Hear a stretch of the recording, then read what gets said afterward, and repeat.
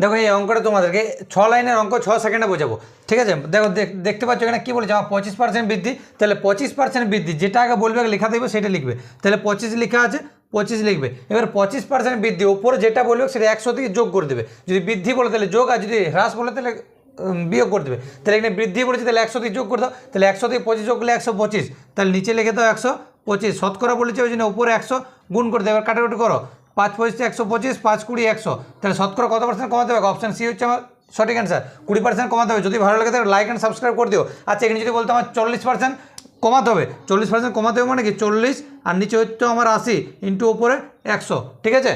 চলো আমাকে যদি বলতো 30% 30% কমাতে হবে, তাহলে 30/70 ইন্টু ওপরে 100, বুঝতে পারলাম। যদি ভালো লাগে লাইক করে দিও, হ্যাঁ।